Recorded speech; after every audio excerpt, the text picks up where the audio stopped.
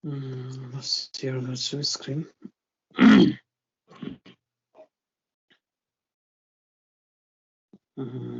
Income मेथडमा हामी थियौँ। यसको लास्ट हामीले समराइज गरेर छोडेको हो क्या हैन। इन्कम मेथडमा अब केही प्रिकसन्सहरू चाहिँ हामीले थाहा पाउनुपर्छ हैन। We have to take some precautions while measuring national income under income method. Some of the precautions have been given here. This method requires the careful specification of what is to be included under the heading of income. In general, we may include only these particular income flows that originate with the production of goods and services. The following incomes are not considered as income and hence excluded from national income. जस्तो हामीले चाहिँ कुन इन्कमलाई चाहिँ यसमा include गर्ने national इन्कममा, कुनलाई नगर्ने हैन, कस्तो कम्पोनेन्टहरु चाहिँ त्यसमा पर्छ नेसनल इन्कममा, कुन पर्दैन भन्ने कुराहरु some precautions should be taken before computing national income है त। फर्स्टमा amount received from the sale of used goods and second-hand goods such as buildings, automobiles, and any other goods produced in an earlier time period, because what they receive in payment is not income in the sense of something generated in the course of producing the output of the current period. यो भनेको चाहिँ जस्तो हैन, income generate जस्तो second hand गुड्सहरु sale गर्दाखेरि income generate भएको income हुन्छ नि त, इन्कम जेनेरेट हुन्छ नि त। त्यो भनेको चाहिँ छुट्टै एक्स्ट्रा इन्कम होइन, किन भन्दा त्यो गुड्सको भ्यालु अलरेडी चाहिँ इन्क्लुड भइसकेको हुन्छ। जुन इयरमा चाहिँ त्यो प्रड्युस भएको छ त्यो इयरको नेसनल इन्कममा चाहिँ इन्क्लुड भइसकेको हुन्छ।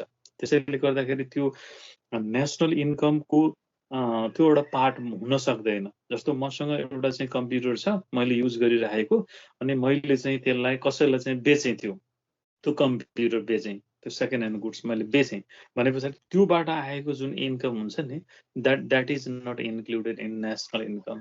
त्यो भनेको चाहिँ जस्ट एउटा चाहिँ के हो त भन्दाखेरि ट्रान्सफर भएको भ्यालु मात्रै हो त्यो हैन। त्यसैले गर्दाखेरि the amount receive from the sale of used goods, second hand गुड्सहरु हैन, सच एज बिल्डिङ्सहरु, अटोमोबाइल्सहरु, कम्प्युटर डिभाइसेसहरु हैन।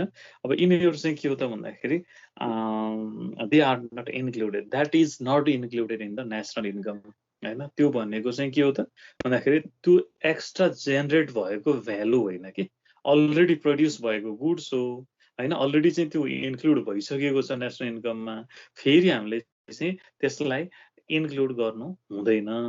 यो एउटा कुरा याद गर्नुपर्ने कुरा हैन। सेकेन्ड ह्यान्ड गुड्सबाट इन्कम जेनेरेट भएको चाहिँ जुन इन्कम छ नि, जस्तो मैले बेच्दाखेरि एउटा कम्प्युटरलाई मैले 1 लाख रुपैयाँमा चाहिँ लिएको थिएँ, सपोज त्यो ल्यापटप मैले कसैलाई बेचेँ हैन, सेकेन्ड ह्यान्ड 1 वर्ष युज गरेर मैले चाहिँ बेचेँ भने त्यो लगभग 50,000 मा मैले बेचेँ भने त्यो 50,000 जुन इन्कम आएको छ नि, त्यो चाहिँ नेसनल इन्कममा चाहिँ इन्क्लुड गर्नु हुँदैन हैन। किन भन्दा त्यो भनेको ओनरशिप ट्रान्सफर भएको मात्रै हो हैन।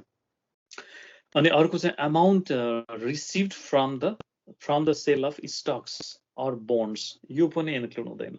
किन हुँदैन भन्दाखेरि जस्तो बोन्ड्सहरु, स्टक्सहरु, शेयरहरु हैन, यिनीहरु चाहिँ बेच्नु भनेको चाहिँ के हो त भन्दाखेरि जस्ट ट्रान्सफर हुनु मात्रै हो कि, ओनरशिप ट्रान्सफर हुनु मात्रै हो। जस्तो मसँग कुनै कम्पनीको शेयर थियो, मैले स्टक थ्रु चाहिँ मैले बेचेँ त्यो स्टकलाई हैन, बेचेँ भने मेरो ओनरशिप अर्कोमा ट्रान्सफर हुने मात्रै त हो नि। इकोनोमी एज अ होलमा त एक्स्ट्रा इन्कम जेनेरेट भएको त होइन नि त त्यो त हैन। त्यसले गर्दाखेरि त्यस्तो खालको इन्कम हैन, the amount, the income received from the sale of stocks, shares हैन, debentures, bonds, they are not included in national income. This should not be included. And the amount received from the government in the form of transfer payment, because recipients provide no good or service in exchange हैन। अर्को transfer पेमेन्टको कुराहरु हैन। जस्तो transfer payment मैले अस्ति भनिसकेको छु। Transfer payment भनेको जस्तो ओल्ड एज अलाउन्सहरु, अनइम्प्लोयमेन्ट अलाउन्सहरु हैन, डिसेबिलिटी अलाउन्सहरु त्यो अलाउन्सहरू चाहिँ के हुन्छ गभर्मेन्टले प्रोभाइड गर्ने हो हाउस होल्ड सेक्टरले without any service in exchange होइन कुनै सर्भिस नदिइकन जस्तो अर्न इन्कम र अनअर्न इन्कम भनेको थिएँ नि मैले होइन अर्न इन्कम भनेको चाहिँ जस्तो केही अब मेन्टल र फिजिकल चाहिँ केही न केही लेबर चाहिँ प्रोभाइड गरेर त्यो सर्भिस दिएर अर्न भएको इन्कम भनेको चाहिँ के हो त भन्दाखेरि त्यो फ्याक्टर्स इन्कम हो अर्न इन्कम हो त्यो चाहिँ के हो त भन्दाखेरि एक्स्ट्रा इन्कम हो त्यो द्याट सुड बी इन्क्लुडेड तर अनअर्न इन्कम हुन्छ नि त होइन ट्रान्सफर पेमेन्ट्सहरू like unemployment allowance widow allowance old age एलाउन्सेसहरू होइन डिसेबिलिटी एलाउन्सेसहरू त्यो चाहिँ के हुन्छ त भन्दाखेरि it's just one transfer amount होइन from government to household sector so that is not additional income that's why that should not be included in national income right यो कुरालाई नै हामीले याद गर्नु पर्यो अनि income receive by people from other individuals for which no productive service is provided भनेको जस्तो गिफ्टहरू हुन सक्छ नि होइन कसैलाई चाहिँ गिफ्टहरू दिन सक्छ कुनै कुराहरू चाहिँ दिन सक्छ त्यो कुनै प्रोडक्टिभ सर्भिस बिना नै जस्तो तपाईँले केही नगरिकनै होइन तपाईँले कुनै सर्भिस नदिकनै तपाईँले चाहिँ पाउनु भएको चाहिँ गिफ्टहरू हुन सक्छ होइन केही चाहिँ तपाईँले चाहिँ पाएको उपहारहरू जुन छ नि त्यो पनि एडिसनल इन्कम होइन त्यसैले त्यो चाहिँ इन्क्लुड हुँदैन भन्ने कुरा हो these are some of the precautions to be taken while computing national income under income method है यो कुरालाई याद गर्नु पर्यो अब हामी चाहिँ फाइनल्ली एक्सपेन्डिचर मेथडमा आउँछौँ होइन expenditure method is another important method of measuring national income because there is the what triple identity in the economy as a whole in the full-fledged economy because there is continuous and regular flow of income output and expenditure from one sector to another sector isn't it that's why there is triple identity total output means total income means total expenditure that's why expenditure method is one of the important method of measuring national income and this method measures the national income from the side of final expenditure made by different sectors of the economy on final goods and services हैन यसले के गर्छ त भन्दाखेरि एक्सपेन्डिचरको साइडबाट यसले major गर्छ कि जस्तो house hold sector business sector हैन गभर्नमेन्ट सेक्टर फरेन सेक्टर भन्छौँ नि हामीले एउटा चाहिँ फुल फ्लेज इकोनोमीमा चारवटा सेक्टरहरू हुन्छ हैन त्यो सेक्टरहरू बीच त्यहाँ चाहिँ के हुन्छ इन्ट्र्याक्सन भइरहेको हुन्छ हैन त्यहाँ फ्लो हुन्छ फिजिकल फ्लो पनि हुन्छ मोनेटरी फ्लो पनि हुन्छ र त्यो फ्लोमा पनि एक्सपेन्डिचरको चाहिँ साइडबाट एक्सपेन्डिचरको फेजबाट एक्सपेन्डिचर मेथडले मेजर गर्छ यो डिफ्रेन्ट सेक्टर्सहरूले एक वर्षभरिमा हैन आउटपुटमाथि कति खर्च गरे त एक वर्षभरिमा हाउस होल्ड सेक्टरले कति खर्च गर्यो बिजनेस सेक्टरले कति खर्च गर्यो गभर्नमेन्ट सेक्टरले कति खर्च गर्यो फरेन सेक्टरले कति खर्च गर्यो हैन त्यसको सम टोटलबाट नेसनल इन्कम अकाउन्ट गरिन्छ भने त्यो चाहिँ के हो त एक्सपेन्डिचर मेथड हो हैन so in order to calculate national income by expenditure method the economy is divided into four major sectors namely household sector business sector government sector and foreign sector at first and these are the major markets for the output of an economy in 1 year one fiscal year you can say one accounting year the total expenditure of this sector on final output constitutes the nation's GDP at market price. Right? And GDP at market price is therefore the sum of total final expenditure made by household sector, business sector, government sector, and foreign sector. अब यसलाई अब आउँछ अर्को स्लाइडमा नै आउला हैन मैले यहाँनिर चाहिँ भन्नु भन्दा नि अब यो जस्तो यो चारवटा जुन छ नि चारवटा सेक्टर छ नि यिनीहरूले चाहिँ के गर्छ त भन्दाखेरि फाइनल आउटपुटमा चाहिँ खर्च गर्छ एक वर्षभरिमा हैन त्यसैले जीडीपी को भ्यालु भनेको चाहिँ अन्डर के रे एक्सपेन्डिचर मेथड के हुन्छ भन्दाखेरि C plus I plus G plus X minus M हुन्छ कि हैन यो कुरालाई चाहिँ हामीले बुझ्नु पर्यो टोटल जीडीपी भनेको एक्सपेन्डिचर मेथडमा consumption expenditure made by household sector यो हाउस होल्ड सेक्टरले गरेको कन्जम्सन भयो अनि इन्भेस्टमेन्ट हैन, total investment made by business sector हैन, बिजनेस सेक्टरले गर्ने इन्भेस्टमेन्ट भयो। अनि गभर्नमेन्टको चाहिँ के हुन्छ, एक्सपेन्डिचर हुन्छ। त्यो गभर्नमेन्ट सेक्टरले गर्ने चाहिँ के हो त, एक्सपेन्डिचर हो हैन। भने अब एक्स भनेको एक्सपोर्ट हो, एम भनेको इम्पोर्ट हो। त्यो भनेको चाहिँ के हो त, यो भनेको नेट एक्सपोर्ट भन्छ हामीले हैन। यसको टोटल भनेको चाहिँ के हुन्छ, जिडिपी हुन्छ। र अब जिडिपी आइसके पछाडि अनि जिएनपी निकालिन्छ, अनि एनएनपी निकालिन्छ, अनि एनआई निकालिन्छ। अरू त स्टेपहरू सेम हो हैन। मेन कुरा जिडिपीलाई याद गर्नु पर्यो। जिडिपीमा यहाँ झुक्किने कुरा छन्, यो भित्रको पनि कन्जम्सन, इन्भेस्टमेन्ट, गभर्नमेन्ट एक्सपेन्डिचर हैन, एक्सपोर्ट इम्पोर्ट, यिनीहरूमा जस्तो विशेष गरी एक्सपेन्डिचर मेथडमा आइले झुक्क्याउँछ तपाईँहरूलाई। अरू त लगभग तपाईँहरूलाई चाहिँ एज इट इज दिन्छ, जस्तो कन्जम्सन एक्सपेन्डिचर भनेर दिन्छ, हाउसहोल्ड कन्जम्सन अथवा प्राइभेट कन्जम्सन एक्सपेन्डिचर भनेर दिन्छ। सीलाई त्यसै दिन्छ, त्यहाँ झुक्किने ठाउँ छैन। गभर्नमेन्ट एक्सपेन्डिचरमा पनि खासै चाहिँ झुक्किने ठाउँ छैन। गभर्नमेन्टको एक्सपेन्डिचर, गभर्नमेन्टको चाहिँ हैन एक्सपेन्डिचर यसमा पर्छ सबै। अनि एक्स माइनस एम भनेको एक्सपोर्ट पनि दिन्छ तपाईँलाई, इम्पोर्ट पनि दिन्छ।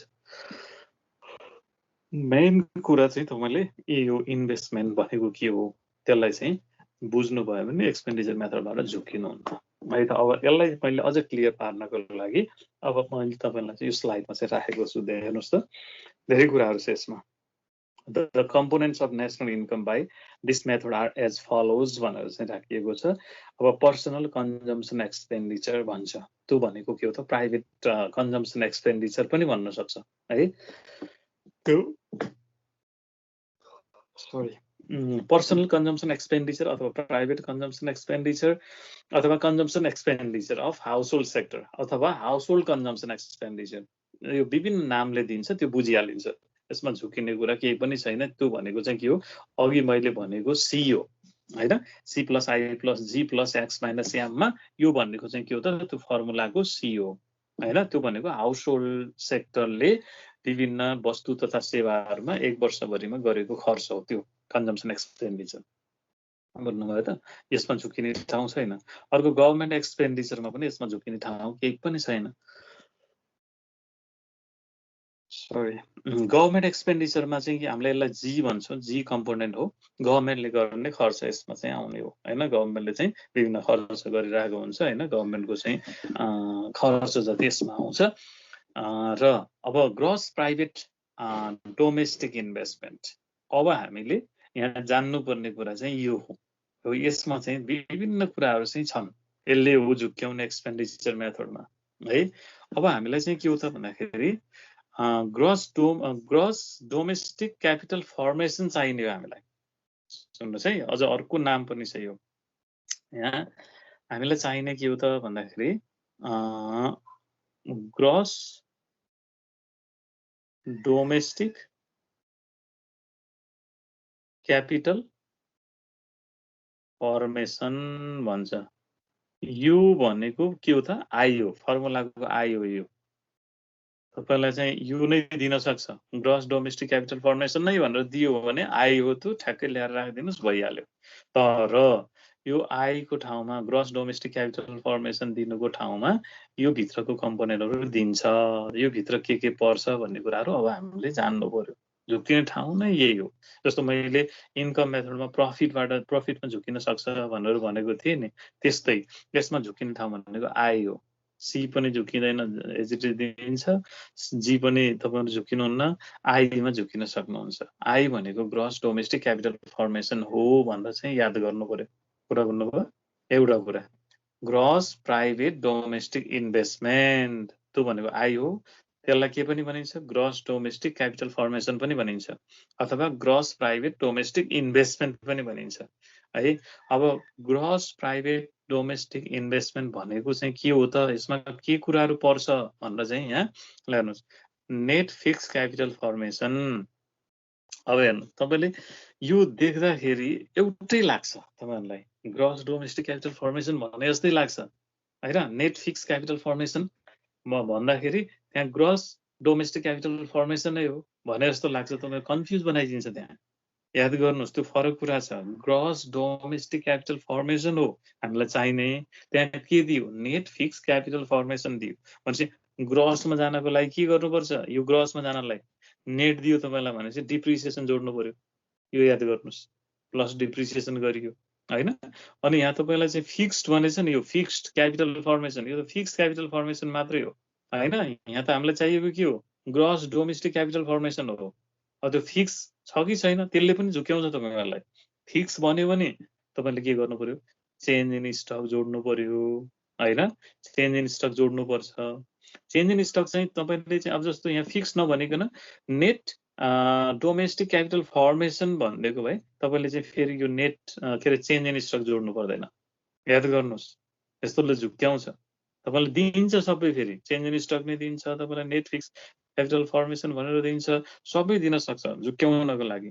तर तपाईले कुन कम्पोनेन्टलाई पिकअप गर्ने हो हैन, त्यसलाई चाहिँ पिक गरेर ल्याउनु पर्यो, त्यसलाई चाहिँ जोड्नु पर्यो। अब कुनलाई घटाउने हो त्यसलाई चाहिँ तान्नु पर्यो त्यो कम्पोनेन्टलाई है। त्यसैले यो कुरालाई याद गर्नु होला, हामीलाई चाहिने भनेको ग्रस प्राइभेट डोमेस्टिक इन्भेस्टमेन्ट हो अथवा ग्रस डोमेस्टिक क्यापिटल फर्मेसन हो। त्यो भनेको हाम्रो फर्मुलाको आई हो भनेर जान्नु पर्यो है। र त्यो आई भनेको चाहिँ के हो त भन्दाखेरि नेट फिक्स क्यापिटल फर्मेसन हैन। नेट फिक्स्ड भने चाहिँ net fixed capital formation domestic होइन नि, नेट डोमेस्टिक क्यापिटल फर्मेसन भन्दैको फेरि अलग कुरा हुन्छ। नेट फिक्स क्यापिटल फर्मेसन भनेको हुनाले नेटबाट ग्रसमा जान डिप्रिसिएसन हामीले जोड्नु पर्यो। अनि यो फिक्स्ड भनेको हुनाले हामीले चेन्ज इन स्टक जोडे पछाडि बल्ल हामी ग्रस डोमेस्टिक क्यापिटल फर्मेसनमा जान्छौँ। त्यो भनेको ग्रस प्राइभेट डोमेस्टिक इन्भेस्टमेन्ट हो, त्यो फर्मुलाको आयो, याद गर्नुहोस्। अनि अब चेन्ज इन स्टक तपाईँलाई थाहा छ, त्यो भनेको चेन्ज इन इन्भेन्टोरिज भनेर पनि दिन सक्छ, चेन्ज इन स्टक भनेर पनि दिन सक्छ। त्यो भनेको क्लोजिङ स्टक ओपनिङ स्टक, तपाईँलाई चाहिँ यो भित्रको कम्पोनेन्ट पनि दिन सक्छ। क्लोजिङ स्टक यति, ओपनिङ स्टक यति, अब नेट फिक्स क्यापिटल फर्मेसन यति, डिप्रिसिएसन यति, चेन्ज इन स्टक यति भनेर दिन्छ। अब तपाईँले के गर्नु पर्यो त भन्दाखेरि अब पहिला closing stock minus opening stock गरेर चाहिँ चेन्ज इन स्टकमा जानु पर्यो। चेन्ज इन स्टक र डिप्रिसिएसन केमा जोड्नु पर्यो, नेट फिक्स क्यापिटल फर्मेसनमा जोड्नु पर्यो। अनि बल्ल तपाईँ आईमा जानुहुन्छ है। यो मेन कुरा चाहिँ यसमा झुकिने ठाउँ भनेको यो हो, आई हो, त्यसलाई याद गर्नुहोस्। अब नेट एक्सपोर्ट भनेको छ, नेट एक्सपोर्टमा त यो गाह्रो कुरा छैन, एक्सपोर्ट माइनस इम्पोर्ट गरिदिने हो, त्यो भनेको नेट एक्सपोर्ट हो हैन। एक्सपोर्ट टु एब्रोड भन्छ, इम्पोर्ट फ्रम एब्रोड भन्छ, एक्स माइनस एम हुन्छ। र त्यो भनेको चाहिँ के हो त, एक्स माइनस एम हो अथवा नेट एक्सपोर्ट हो। अब net indirect tax, net indirect tax त मैले पहिला बुझिसक्नुभएको छ, indirect tax minus subsidy. Net income from abroad त्यो भनेको चाहिँ एनएफआई हैन, एनएफआई हो, त्यो भनेको आर माइनस पी हो हैन।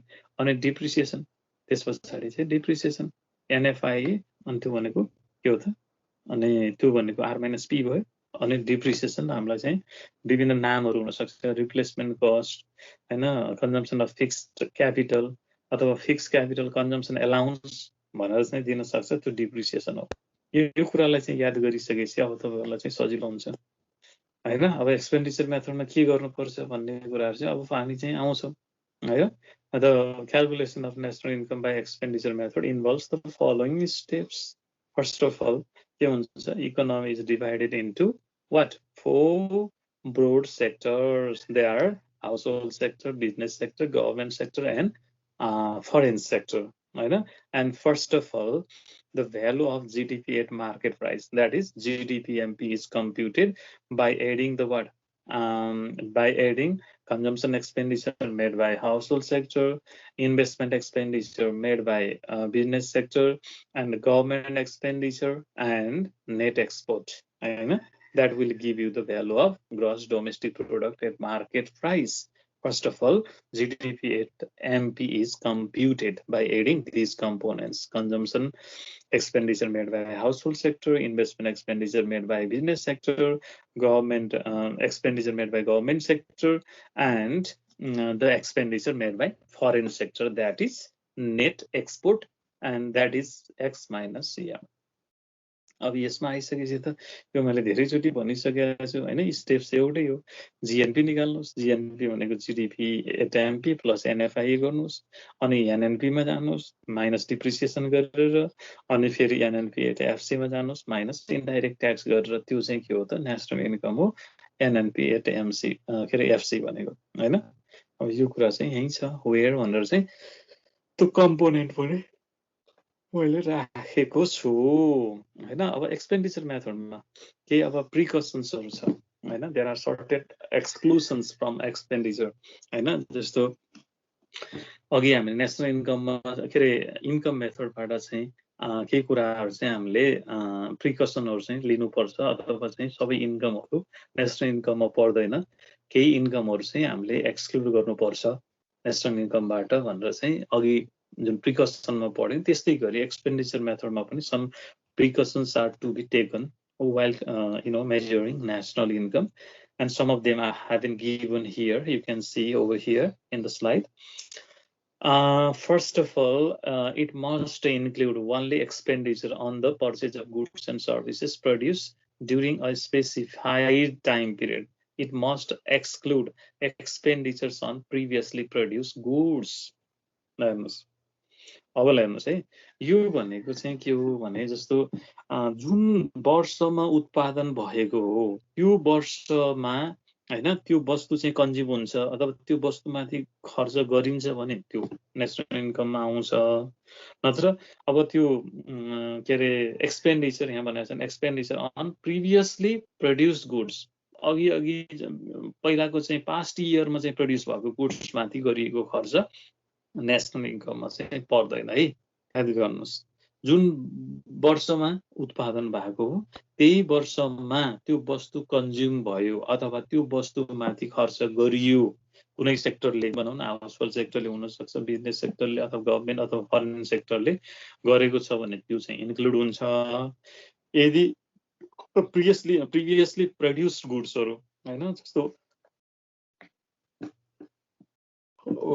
आज के भन्छ यो प्रिभियसली प्रोड्युस गुड्सहरू पास्ट इयरमा चाहिँ प्रोड्युस भएको गुड्सहरू हैन लाई कन्ज्युम गरिन्छ अथवा चाहिँ त्यसमाथि एक्सपेन्डिचर गरिन्छ भने त्यो के हो त नेसनल इन्कममा पर्दैन है।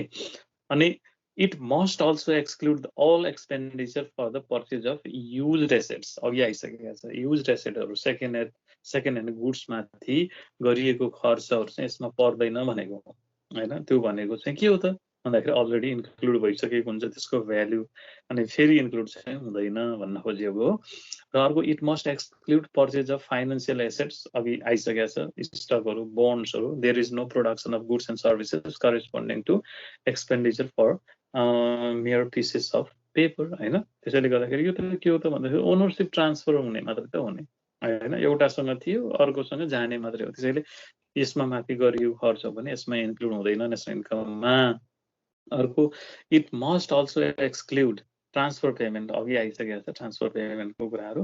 यो भनेको ट्रान्सफर भएको, जस्तो गभर्मेन्टको त खर्चमा जाउँछ नि त यो हैन। जस्तो गभर्मेन्टले अब ट्रान्सफर पेमेन्ट उपलब्ध गराउँदा त गभर्मेन्टको अकाउन्टबाट जान्छ, गभर्मेन्टको साइडबाट हेर्नेमा त खर्च जस्तो देखिन्छ हैन, तर त के हो त त्यो त ट्रान्सफर इन्कम हो। एउटा सेक्टरबाट अर्को सेक्टरमा ट्रान्सफर भएको मात्रै हो, त्यहाँ कुनै चाहिँ सर्भिस एक्सचेन्ज भएको त छैन हैन। त्यसैले गर्दा गभर्मेन्टको साइडबाट एक्सपेन्डिचर देखिए तापनि अथवा हाउसहोल्ड साइडबाट चाहिँ इन्कम देखिए तापनि त्यो कुरालाई चाहिँ हामीले इन्क्लुड गर्नु हुँदैन। अघि इन्कम मेथडमा नै आएको थियो नि ट्रान्सफर पेमेन्टहरू, त्यो त ट्रान्सफर पेमेन्ट ट्रान्सफर भएर आएको इन्कम हो त्यो हैन। हाउसहोल्ड सेक्टरले आफूले चाहिँ दुःख गरेर आफूले चाहिँ सर्भिस दिएर अनि रिसिभ गरेको इन्कम त होइन नि हैन। त ट्रान्सफर भएको एउटा सेक्टरबाट अर्को सेक्टरमा ट्रान्सफर हुँदैमा नेसनल इन्कममा चाहिँ फेरि चाहिँ एडिसनल आएको त होइन, त्यो त अलरेडी इन्क्लुड भइसकेको छ भने फेरि चाहिँ इन्क्लुड चाहिँ गर्न मिल्दैन भन्न खोजेको त्यही कुरा छ इन्कम र एक्सपेन्डिचरमा। किन भन्दा एउटा सेक्टरले गरेको एक्सपेन्डिचर भनेको अर्को सेक्टरको चाहिँ के हो त इन्कम हो नि त। मैले पहिल्यै भनिसकेको छु, फुल फ्लेज इकोनोमीमा हैन विभिन्न सेक्टरहरू हुन्छ। एउटा सेक्टरले चाहिँ खर्च गर्छ भने त्यो भनेको अल्टिमेटली चाहिँ के हुन्छ अर्को सेक्टरले पाउने हो कि। जस्तो मैले खर्च गर्नु भनेको अर्कोले पाउने हो कि कुनै न कुनै माध्यमबाट हैन। जस्तो मैले केही सामान किन्छु बजारमा भने मैले पे गर्छु, त्यो पैसा त के हुन्छ मबाट ट्रान्सफर भएर अर्कोलाई जान्छ नि त हैन। त्यसैले गर्दा एउटा सेक्टरले गरेको खर्च भनेको अर्कोको इन्कम हुन्छ। त्यसैले अब यहाँ गभर्मेन्टको चाहिँ साइडबाट हेर्ने हो भने एक्सपेन्डिचरमा देखिन्छ, त्यो एक्सपेन्डिचर भयो जस्तो देखिन्छ, तर त्यो ट्रान्सफर भएको हो हैन। किन भन्दा त्यहाँ कुनै सर्भिस एक्सचेन्ज भएको छैन हाउस होल्ड सेक्टरबाट। त्यसैले गर्दाखेरि त्यो हाउस होल्ड सेक्टरको इन्कम देखिए तापनि त्यो इन्कम मेथडले पनि त्यसलाई चाहिँ इन्क्लुड गर्दैन। गभर्मेन्ट सेक्टरको चाहिँ एक्सपेन्डिचर देखिए पनि एक्सपेन्डिचर मेथडले पनि त्यो कुरालाई चाहिँ इन्क्लुड गर्दैन भन्न खोजेको त्यो। And expenditures on intermediate goods such as fertilizers and seed by farmers should be excluded. This is because we have to avoid double counting. त्यो कुरा हो।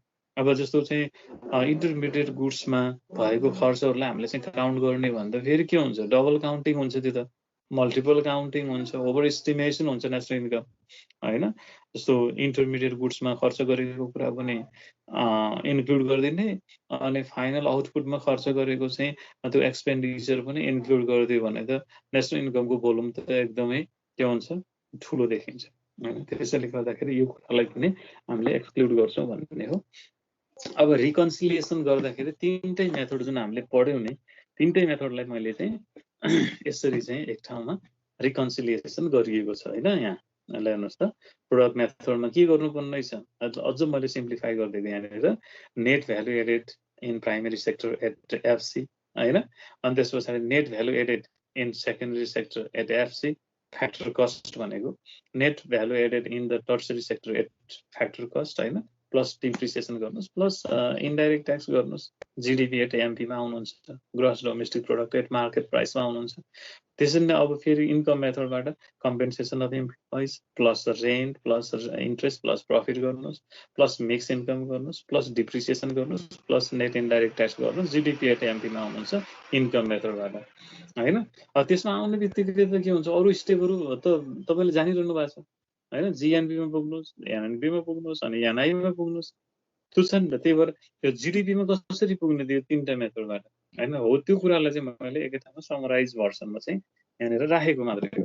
अब एक्सपेन्डिचर मेथडमा हामीले के भन्यो, final private final consumption expenditure हैन, हाउस होल्ड सेक्टरको government expenditure plus gross investment capital formation, अथवा त्यसलाई ग्रस डोमेस्टिक क्यापिटल फर्मेसन भन्दा पनि हुन्छ, त्यो भनेको ग्रस इन्भेस्टमेन्ट हो हैन, प्लस नेट एक्सपोर्ट गरिदिनुहोस्, तपाईँ आउनुहुन्छ जिडिपी एमपीमा फ्रम एक्सपेन्डिचर मेथड। एउटै कुरा हो। अब डिफिकल्टिजहरू के छ त हैन, थोरै चाहिँ यसमा चाहिँ जाउँ।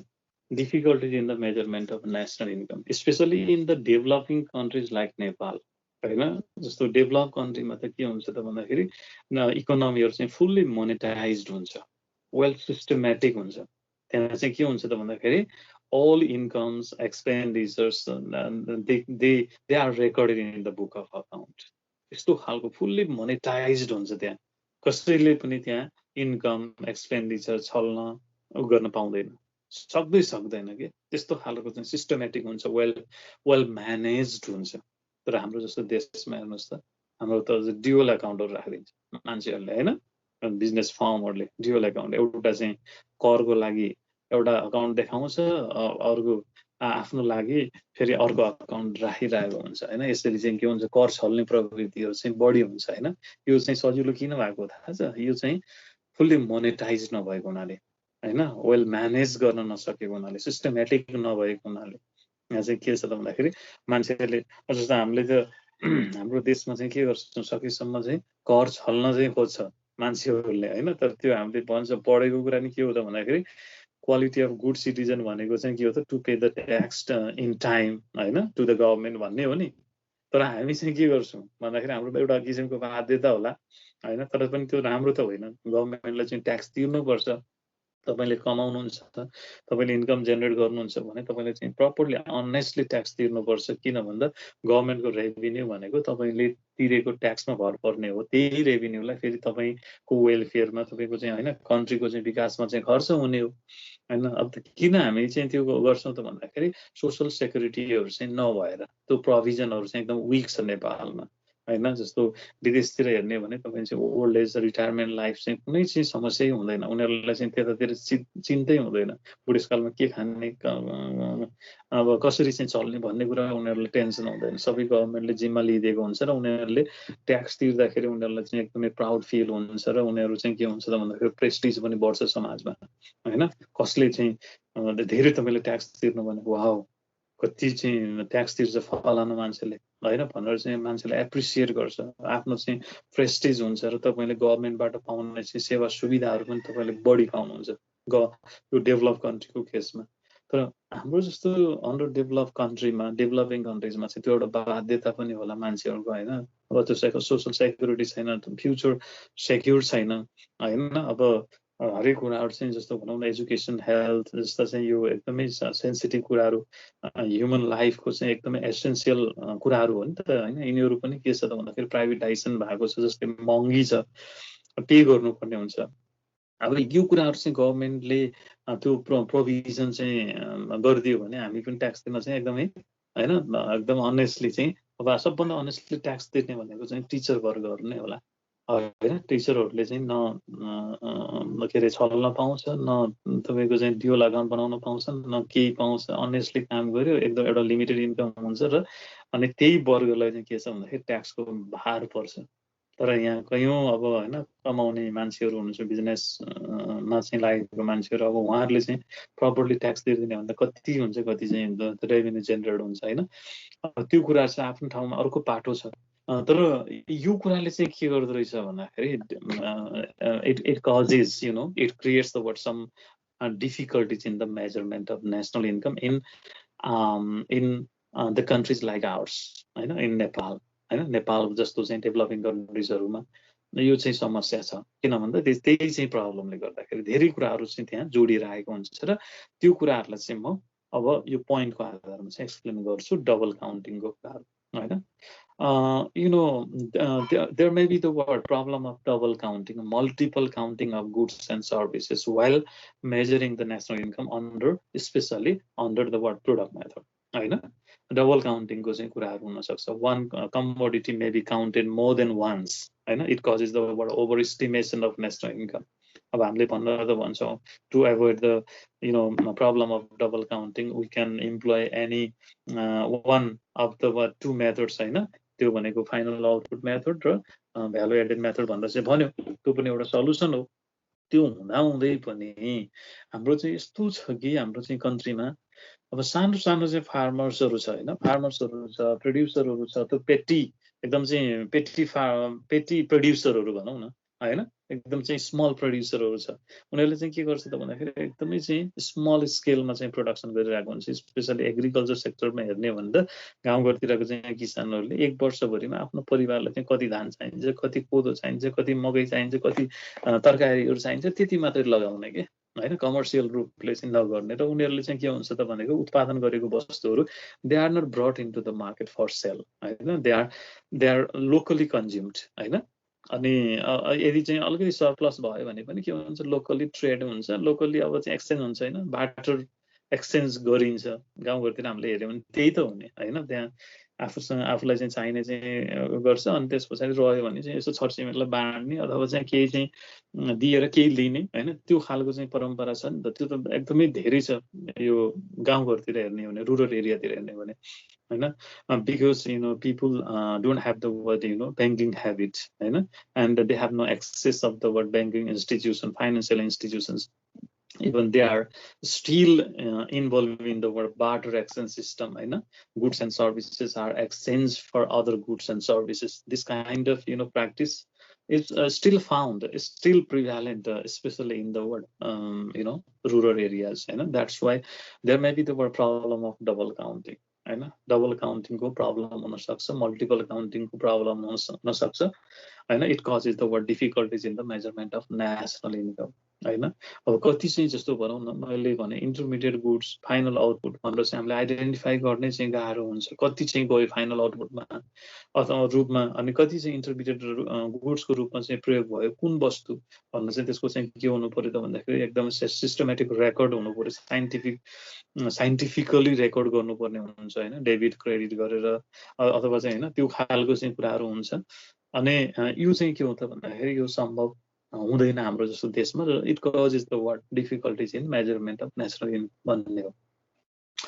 अर्को क्यालकुलेसन अफ डिप्रिसिएसनको कुरा पनि त्यत्तिकै च्यालेन्जिङ हो होइन। जस्तो हामीले भन्छौँ नि डिप्रिसिएसन यति भयो, तपाईँले अकाउन्ट राख्दाखेरि होइन, अकाउन्ट किप गर्दाखेरि के हुन्छ त भन्दाखेरि हामीले लमसममा 10% भनिदिन्छौँ होइन त्यो 10% राख्ने भनेको चाहिँ के सबै चाहिँ फिक्स एसेटहरू भयो होइन, बिल्डिङहरू, मेसिनरी इक्विपमेन्ट्सहरू के 10% कै रेटमा चाहिँ डिप्रिसिएट भइरहेको छ त होइन। How can we how can we measure the amount of depreciation of the fixed capital asset? Is it possible? Exactly, no. It is almost impossible to compute the exact value of depreciation. How much a particular fixed asset depreciate in a year? How can we compute? How can we measure? Is there any device? No exactly. तर हामीले चाहिँ के गर्छौँ, approximately 10%, approximately 5% होइन, यसरी लम्पसम्म राखिदिन्छौँ। यसको मतलब यो होइन कि कुनै चाहिँ मेसिनरी इक्विपमेन्ट्सहरू चाहिँ के हुन्छ, एकदमै हाई रेटमा चाहिँ डिप्रिसिएट हुन सक्छ as compare to other physical assets होइन, अदर मेसिनरी इक्विपमेन्ट्स। यसको मतलब त 10% को रेटले हेर्ने हो भने त 10 वर्षमा त के हुन्छ, त्यसको भ्यालु 0 हुने भने हो नि त प्रिन्सिपल्ली त होइन र। 10 वर्ष प्रत्येक वर्ष चाहिँ 10% को चाहिँ रेटमा चाहिँ घट्नु, के अरे त्यसको भ्यालु घट्नु भनेको त 10 वर्ष पछाडि त्यसको भ्यालु त 0 हुने। अब तपाईँले चाहिँ हाम्रो प्र्याक्टिस नै हेर्ने भने पनि अब तपाईँले चाहिँ घर बनाउनुहुन्छ होइन, घर बनाउनुहुन्छ, घर बनाएर चाहिँ तपाईँले घरको त डिप्रिसिएट हुँदै जानु पर्यो नि होइन। अब बजार मूल्यमा चाहिँ के हुन्छ त भन्दाखेरि तपाईँले बनाएको घर झन् चाहिँ के हुन्छ, वर्षै पछि त्यसको भ्यालु बढ्दैछ होइन। कतिपय कुराहरू प्रिन्सिपल र प्र्याक्टिसमा चाहिँ त्यो कुराहरू चाहिँ मिल्दैन। तर हामी चाहिँ थ्योरिटिकल्ली के कुरामा क्लियर हुनु पर्यो भन्दाखेरि होइन, डिप्रिसिएसन भनेको चाहिँ के हो त, वेयर एन्ड टियर हो होइन। अब त्यो डिप्रिसिएट हुन्छ हरेक वर्ष त्यो फिक्स क्यापिटल एसेटको, नो डाउट, किन भन्दा सर्टेन लाइफ स्पान हुन्छ अनि त्यसको चाहिँ युज गर्दै जाँदाखेरि अभियसली त्यसको चाहिँ के हुन्छ, एफिसियन्सी घट्छ, त्यसको भ्यालु घट्छ, अभियसली हो होइन। तपाईँले चाहिँ किनेको चाहिँ आज ल्यापटप, भोलि चाहिँ तपाईँले चाहिँ अर्को वर्ष बेच्नु पर्यो भने तपाईँले चाहिँ त्यो डिप्रिसिएसन कटाएर बेच्नुपर्ने हुन्छ होइन। तपाईँले चाहिँ धेरै चाहिँ कम मूल्यमा चाहिँ बेच्नुपर्ने हुन्छ। त्यो कुराहरू छ। तर यहाँ भन्न खोजेको के हो त भन्दाखेरि it is quite difficult to calculate the what exact value of depreciation, right. Depreciation should be deducted from the what value of GNP to compute the value of NNP. Then how can we compute the what exact value of depreciation? Is it almost impossible? And depreciation is calculated in approximation. Approximation मा चाहिँ calculation गरिन्छ. So it causes the what difficulties in the measurement of national income. अर्को, change in the value of money. Change in value of money. Value of money, goes on declining along with the what increase in price level in the market. जति price level चाहिँ inflation हुँदै जान्छ नि इकोनोमीमा, price बढ्दै जान्छ, price level चाहिँ जति धेरै हुँदै जान्छ नि त्यति चाहिँ के हुन्छ, value, purchasing power of money त घट्दै जाने हो होइन। अब यो चाहिँ के हुन्छ त भन्दाखेरि टाइम एन्ड अगेन चाहिँ के हुन्छ, इन्फ्लेसन त घट्ने बढ्ने त भइरहन्छ होइन। अब तपाईँले चाहिँ कलेक्सन गर्दै हुनुहुन्छ डाटाहरू चाहिँ कलेक्सन गरेर फाइनल नगर्दै चाहिँ के हुन सक्छ भन्दाखेरि there may be the what fluctuation in the value of money होइन, fluctuation in the word price level. It causes the word difficulties in the measurement of national. Collection गर्दै गयो होइन, तपाईँको चाहिँ भ्यालु चाहिँ अब सबै चाहिँ प्रोडक्टको चाहिँ कलेक्सन गर्दै गयो, तपाईँको चाहिँ त्यो फाइनल चाहिँ भ्यालु चाहिँ ननिकाल्दै त्यहाँ मार्केटमा चाहिँ के हुन्छ, फ्लक्चुएट हुन सक्छ प्राइस होइन। जसले गर्दाखेरि के हुन्छ, it is quite difficult in the measurement of national income because there is the word frequent change in the word value of money with the change in the word price level in the market. Now illegal income होइन, illegal इन्कमहरू चाहिँ के हो त भन्दाखेरि obviously it is the word income generated from the word illegal activities like gambling होइन, smuggling होइन, यस्तो खालको चाहिँ प्र्याक्टिसहरू, स्मग्लिङ, ब्ल्याक मार्केटिङहरू होइन, इभन प्रस्टिट्युसनका कुराहरू। अब कतिपय कुराहरू त्योबाट पनि के हुन्छ त भन्दाखेरि इन्कम जेनेरेट त भएको हुन्छ, त्यसले इकोनोमीलाई त के हुन्छ त एफेक्ट गरिराखेको हुन्छ। But they do not come under the word record होइन, they cannot be recorded well, किन भन्दा यो भनेको अन्डरग्राउन्ड इन्कम हो, कसैले पनि थाहा हुँदैन होइन, त्यसको रेकर्ड हुँदैन, त्यसको चाहिँ कुनै सिस्टमेटिक त्यो बुक अफ अकाउन्टमा चाहिँ रेकर्ड गरिएकै हुँदैन। त्यसैले त्योबाट न ट्याक्स तिरिन्छ होइन, त्यो त इलिगल हो, त्यो इलिगल वेजहरूबाट, इलिगल एक्टिभिटिजहरूबाट जेनेरेट भएको इन्कम हो नि त होइन। So they are also income, no doubt, that affects the what economic activities in a greater extent, but they cannot be included in the value of national income because they are illegal. They are not recognized. They are not allowed by the what existing law of the country. That's why they are illegal, and they are not recorded in the book of account. That's why it is difficult in the measurement of national income. Illegal इन्कमलाई चाहिँ हामीले account कसरी गर्ने भन्नुहोस् त, होइन? त्यो रातारात कमाएको पैसाहरू छ होइन, धेरै चाहिँ त्यो के हुन्छ इलिगल स्मग्लिङहरूबाट त एक किसिममा पैसा जेनेरेट हुन्छ नि त, न त्यो चाहिँ देखिन्छ बुक अफ अकाउन्टमा, त्यो रेकर्डमा देखिन्छ, न त्यो अनुसारको चाहिँ गभर्मेन्टले ट्याक्स पाउँछ होइन। यस्तो चाहिँ त्यो इलिगल एक्टिभिटिजहरूबाट जेनेरेट भएको इन्कमले अनि इकोनोमीलाई त फेरि चाहिँ के गर्छ, यसले त असर गरिरहेको त हुन्छ नि, तर it is almost impossible to compute those income in national income. That's why it is one of the difficulties in the measurement of national income. यो पनि के हो त भन्दाखेरि विशेष गरी डेभलपिङ कन्ट्रिजमै बढी हुन्छ होइन इलिगल एक्टिभिटिज। नेपाल जस्तो, नेपाललाई त्यही भएर भन्छ नि नेपाल टेरोरिजमको चाहिँ एउटा फर्टाइल ल्यान्ड सम्झिन्छ होइन टेरोरिस्टहरूले। अब हेर्ने किन भन्दा यहाँ चाहिँ त्यति चाहिँ एकदमै हार्ड त्यो नियमहरू पनि छैन होइन, अब रुलहरू लहरू त्यति चाहिँ स्ट्रिक्ट पनि छैन, हामीले चाहिँ जे गरेको पनि भएको छ होइन। कानुनले चाहिँ अब छुट दिइरहेको हुन्छ, एकदम लिबरल छ, अनि यसले गर्दाखेरि चाहिँ के हुन्छ त भन्दाखेरि टेरोरिजमहरू यस्ता इलिगल एक्टिभिटिजहरू चाहिँ मौलाउने होइन फैलिने मौका चाहिँ पाउँछ। त्यही भएर त के अरे उसले भनेको होइन, तपाईँलाई चाहिँ याद छ होला के अरे चार्ल्स सोबराज जुन अहिले चाहिँ जेलमा छ, फ्रेन्च एउटा चाहिँ होइन के भन्छ त्यो मर्डरर, त्यो जेलमा छ नेपालको हो त्यस्तो। त्यसले चाहिँ भनेछ नि त एक ठाउँमा के अरे नेपालको इन्टरनेसनल एयरपोर्टबाट मैले हात्ती पनि छिराइदिन्छु भनेर चाहिँ बोलेको थियो क्या त्यसले। भनेको यति चाहिँ हाम्रो सेफ टेरोरिजम समाउन त नेपालमै समाएर अहिले जेलमा पनि छ होइन। त्यसको चाहिँ अलिकति प्रोपागान्डाहरू पनि आएको थियो एउटा, त्यो जेलमै हुँदा पनि त्यसको चाहिँ एउटा नेटफ्लिक्स गर्ल चाहिँ उसको चाहिँ गर्लफ्रेन्ड होइन भेट्न जाने आउने पत्रकार भनेर चाहिँ त्यो मिडियामा पनि आइरहेको थियो एउटा होइन इन्ट्रेस्टिङ कुरा। अब जेलमै रहेर पनि उसको चाहिँ होइन उसले चाहिँ त्यस्तो चाहिँ प्रभाव पार्न सक्ने कि त्यो मान्छे अब भएनकै होला होइन। जे भयो नि नेपाली पुलिसले चाहिँ पक्रेर अहिले जेलमा त राखेको छ। उसले चाहिँ बोलेको कुरा कि होइन नेपाल जस्तो देशमा चाहिँ अब एकदमै यस्ता एक्टिभिटिजहरू गर्नलाई एकदमै उर्वर भूमि छ होइन, फर्टाइल ल्यान्ड हो त्यसको लागि भनेर। किन भन्दा यहाँको लिबरल छ होइन कानुनहरू, अनि त्यस पछाडि त्यसले गर्दाखेरि भन्या होला। इलिगल एक्टिभिटिजहरूबाट जेनेरेट भएको इन्कम त कति छ कति नेपालमा होइन। तपाईँ हामीले चाहिँ त्यो कुराहरू चाहिँ हामीले बुझिराखेको कुराहरू पनि छ, इलिगल एक्टिभिटिजहरूबाट करोडौँ अरबौँ पैसाहरू चाहिँ छ त्यो ब्ल्याक मनीहरू। अब त्यो चाहिँ नेसनल इन्कममा चाहिँ हामीले अकाउन्ट गर्न सकिँदैन कुनै पनि हालतले, किन भन्दा त्यसको रेकर्ड नै हुँदैन। रेकर्ड भएपछि अब ट्याक्स तिर्थ्यो होइन, अब त्यो ट्याक्स नै नतिरे पछाडि अब त्यो कुराहरू चाहिँ यहाँ नेसनल इन्कममा इन्क्लुड गर्न गाह्रो हुन्छ। अर्को चाहिँ non availability of reliable data. Obviously in case of developing countries like Nepal there is the word lack of data of production होइन, इन्कम, एक्सपेन्डिचर होइन।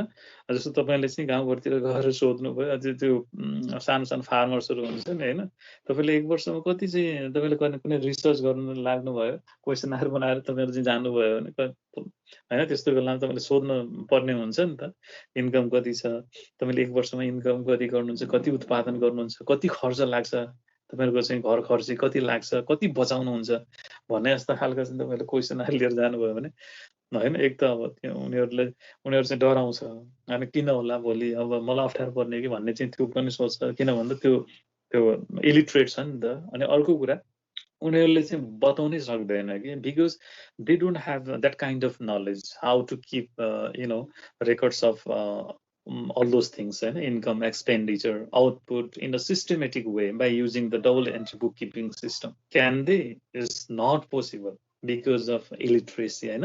उनीहरू चाहिँ के छ भने इलिटरेट छ अनि उनीहरूले चाहिँ डाटाहरू कति उत्पादन गर्छ, कति कस्ट लागेको हो, कति उत्पादन हुने हो होइन, आफूलाई परिवारलाई चाहिँ कति खर्च लाग्ने, कति सेभिङ हुने हो भन्ने कुराहरू उनीहरूसँग त्यो रेकर्डै हुँदैन क्या। होइन. If there is no sufficient data of income, output and expenditure, it is quite difficult in the measurement of national income, because we should have sufficient data regarding income, output and expenditure while measuring national income, होइन, while measuring the exact value of national income. होइन, exact value त आउँदैन नि त, होइन, data हुनु पर्यो, कति उत्पादन भएको, कति चाहिँ एक्सपेन्डिचर हो, कति चाहिँ इन्कम जेनेरेट भएको हो, त्यो कुरा त आउनुपर्छ नि त, होइन. त्यो नभएपछि यो गाह्रो हुन्छ. अर्को अब चोइस मेथड त यसलाई चाहिँ हामीले नगरौँ, यो चाहिँ डिफिकल्टी चाहिँ भन्दा पनि चोइस अब मेथड चाहिँ कुनै चाहिँ चोइस गर्न सकिन्छ, होइन. इन्कम, एक्सपेन्डिचर, आउटपुट भन्ने कुराहरू यो ठुलो कुरो भएन. नन मार्केट एक्टिभिटिजहरू हुन्छ नि, होइन. नन मार्केट एक्टिभिटिजहरू भनेको चाहिँ जस्तो अब त्यही किसानकै कुरा गरौँ, होइन. अब के हुन्छ भन्दाखेरि किसानले चाहिँ उत्पादन गरेको, गाउँघरमा उत्पादन गरेको चाहिँ वस्तुहरू चाहिँ के हुन्छ, दे आर लोकली कन्ज्युम्ड, होइन, and they are not brought into the market for sale, and they don't have the word market value, in fact, then it is difficult to compute those values in national income, होइन. Non market activities भनेको त्यो मार्केटमा ल्याइएको होइन, त्यहाँ barter exchange गरिएको हुन्छ भनेपछि त्यसको मोनिटरी मार्केट भ्यालु नै हुँदैन, होइन. त्यो गुड्सहरू आफैले कन्ज्युम गरेको हुन्छ, सेल्फ कन्ज्युम गरिरहेको हुन्छ, अलिकति सरप्लस भयो भने पनि के हुन्छ, they are traded locally, होइन, and they are not brought into the market for sale, and so they don't have the word market values. It causes the difficulties in the measurement of national income. यो अब inclusion of सर्भिसेसको कुराहरू पनि एकदमै important कुरा छ. अब जस्तो एउटा हाउसवाइफको चाहिँ हाउसवाइफको सर्भिसलाई हेरौँ न एकचोटि, होइन. अब घरमा भनौँ न, अब हाम्रो घरमा महिलाहरूले चाहिँ कति धेरै काम गर्नुहुन्छ, होइन. बिहान उठेबाट बेलुका चाहिँ नसुतिन्जेलसम्म, होइन, एकदमै चाहिँ त्यहाँ एक्सर्साइज भइरहेको हुन्छ, होइन. हरेक कामहरूमा इन्भल्भ हुनुहुन्छ, but they are not paid, होइन. पे त गरिँदैन नि त, होइन. अब उनीहरूको चाहिँ के त, त्यहाँ त काम त भइरहेको छ, उहाँहरूको सर्भिस चाहिँ दिइरहनु भएको छ, उहाँले चाहिँ त्यो के अरे केही न केही चाहिँ उत्पादन गरिरहनु भएको छ, केही काम गरिरहनु भएको छ भने, तर उहाँहरूलाई चाहिँ पे गरिएको हुँदैन नि, होइन. And those values they are not included in national income. अब यहाँनिर डिबेट छ इकोनोमिस्टहरूसँग, त्यो भ्यालुलाई पनि हामीले इम्प्युटेड भ्यालु, इस्टिमेटेड भ्यालु चाहिँ कम्प्युट गरेर चाहिँ नेसनल इन्कममा अकाउन्ट गर्नुपर्छ. किन भन्दा त्यही हाउसवाइफले गर्ने काम यदि कोही चाहिँ बाहिरी महिला अथवा कुनै चाहिँ काम गर्ने चाहिँ मान्छेलाई राखियो भने त त्यही काम गर्नको लागि चाहिँ उसले इन्कम हामीले चाहिँ पे गर्नु पर्यो नि त उसलाई, होइन. स्यालेरी पे गर्नु पर्यो, वेजेस पे गर्नु पर्यो, होइन. अब हाउसवाइफले त के गर्छ, भोलिन्टरीली चाहिँ आफ्नो घरमा चाहिँ काम गरेको गरेछ, कति धेरै कन्ट्रिब्युसन हुन्छ, but that cannot be included in national income because they are not paid. So सर्भिसहरूलाई चाहिँ कसरी इन्क्लुड गर्ने, त्यो सर्भिसहरूको चाहिँ भ्यालुलाई भन्ने कुराहरू चाहिँ यो पनि एउटा चाहिँ डिफिकल्टिज हो. अनि अनरिपोर्टेड इन्कम भनेको चाहिँ नदेखाइएको इन्कमहरू, होइन. त्यो त अब हामीले चाहिँ इलिगल इन्कममै इन्क्लुड गर्न सक्छौँ. अनरिपोर्टेड इन्कम भनेको चाहिँ त्यो बुक अफ अकाउन्टमा नदेखिएको इन्कमहरू, बुक अफ अकाउन्टमा चाहिँ रेकर्ड नगरिएको चाहिँ के हो त इन्कमहरू. यसलाई पनि के हुन्छ, डिफिकल्ट हुन्छ to measure the what such unreported income in national income. अनि इन्टरमिडिएट गुड्स अघि आइसकेको छ डबल काउन्टिङमा, होइन. इन्टरमिडिएट गुड्सहरू चाहिँ फाइन्ड आउट गर्न चाहिँ गाह्रो हुन्छ, कति चाहिँ फाइनल आउटपुटमा प्रयोग भयो, कति चाहिँ इन्टरमिडिएट गुड्सको रूपमा चाहिँ प्रयोग भयो त भनेर चाहिँ आइडेन्टिफाई गर्न चाहिँ गाह्रो हुन्छ. अनि त्यस पछाडि अरू पनि धेरै छन्, होइन. ल्याक अफ अकुपेसनल स्पेसलाइजेसन हामीले भन्न सक्छौँ. जस्तो डेभलपिङ कन्ट्रिजमा हामी हेर्नुहोस् त, हामी कति धेरै काम गर्छौँ एउटै मान्छेले, एउटै काम हुँदैन, होइन. जस्तो डेभलप कन्ट्रीमा चाहिँ के हुन्छ, वान म्यान वान जब हुन्छ क्या, त्यहाँ अकुपेसनल स्पेसलाइजेसन हुन्छ. So it is very much easier to compute the national income in that sense. तर हाम्रो जस्तो देशमा चाहिँ के हुन्छ भन्दाखेरि people are involve more than one occupation at a time, होइन. जस्तो मैले पढाउँछु, अब भनौँ मैले आफ्नो बिजनेस गर्न सक्छु, आफ्नो एउटा कन्सल्टेन्सी चाहिँ क्यारी अन गर्न सक्छु, आफ्नो बिजनेस क्यारी अन गर्न सक्छु, आफ्नो फार्म फिल्डमा चाहिँ मैले काम गरिरहेको हुन्छु, केही जेनेरेट गरिराखेको हुन्छु, ट्युसन पढाइरहेको हुन्छु, त्यहाँबाट चाहिँ इन्कम जेनेरेट गरिरहेको हुन्छु, धेरै छ नि, होइन. धेरै चाहिँ त्यो ऊ छ भनेपछि it causes the difficulties to compute all those income in the national income, होइन. अर्को चाहिँ अब existence of non monetize sector भनिदिन सक्छौँ.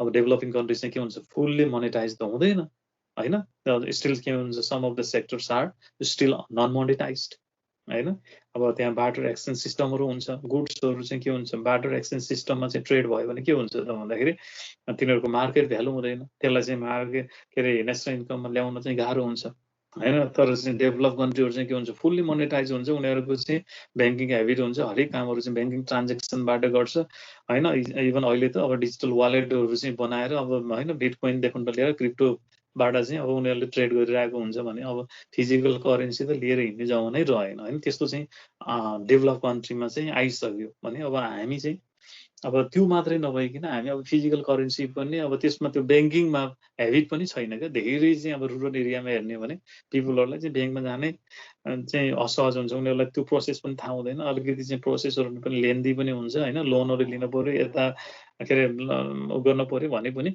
उनीहरुले के गर्छ गाउँघरमै आफ्नो भिलेज चाहिँ वरिपरि हैन रिलेटिभ फ्रेन्ड्सहरुबाट चाहिँ त्यसरी सरसापट गरेर चाहिँ चलाइरहेको हुन्छ कि त्यो बैंकिङ ह्याबिट नभएर र अर्को कुरा चाहिँ के हुन्छ भन्दाखेरि बैंकहरु त्यहाँ पुग्न पनि सकेको छैन कि सबै बैंकहरु चाहिँ सिटी सेन्टर्ड मात्रै भयो कि हैन त्यसले गर्दाखेरि पनि हो धेरै कुराहरु चाहिँ यसमा छन् यिनै कुराहरु चाहिँ भनेको चाहिँ के हो त difficulties in measurement of national income हो म तपाईहरुलाई चाहिँ केही प्रब्लमहरुको चाहिँ फोटो चाहिँ उ गरेर तपाईहरुलाई चाहिँ प्र्याक्टिसको लागि म पठाउँछु तपाईहरुले चाहिँ गरेर अनि अर्को हप्ता हामी भेट्दाखेरि त्यो केही चाहिँ न्युमेरिकल प्रब्लम्सहरु पनि गर्छ कस्ता खालका न्युमेरिकल प्रब्लम आउँदो रहेछ र कस्ता प्रब्लमहरु आयो भने कसरी सल्भ गर्ने भन्ने त्यो आइडिया पनि दिन्छु र तपाईले त्यो भन्दा अगाडि मिल्नु पर्छ भन्ने छैन तपाईले आफूले कति बुझ्नु भए रहेछ त्यो अनुसारले यसो प्र्याक्टिस गर्नुहुन्न हैन म चाहिँ एक दुईवटा क्वेशनहरु दुई चारवटा क्वेशन कति पाउँछु त्यो चाहिँ तपाईहरुलाई म त्यही अपलोड गरौँला हुन्छ